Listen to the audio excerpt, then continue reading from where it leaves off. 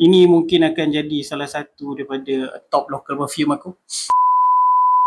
Local brand sekarang memang dah tak main-main macam dulu Sekarang banyak gila local brand yang keluarkan line up diorang yang style-style yang nampak macam padu-padu And salah satu daripada local brand yang selalu keluar dekat FYP aku is High Note. So hari ni aku ada satu perfume daripada diorang. Nama dia Mint Valley.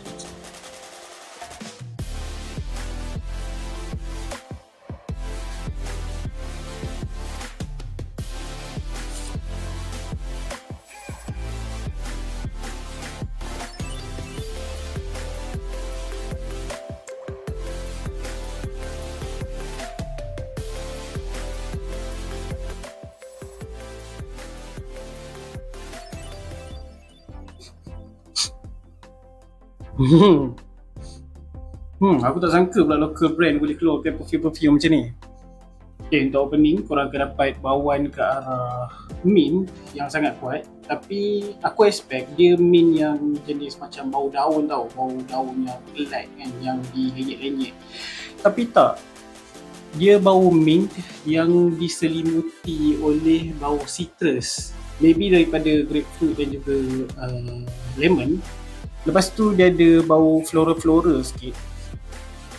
And dia lebih ke arah fresh and aromatic lah bau dia. And surprisingly lah, perfume ni sangat-sangatlah smooth. Mungkin sebab dia extract dia parfum, tak silap aku. Betul lah, dia extract dia parfum. Aku boleh katakan perfume ni perfume yang agak unik. Sebab tak banyak perfume yang bau macam dia. Gabungan citrus dengan mint tu bagi dia satu vibe yang macam korang dekat dalam hutan tu. Korang dekat dalam hutan waktu pagi, ada embun-embun, tapi diselimuti oleh bau-bau citrus yang sangat calming.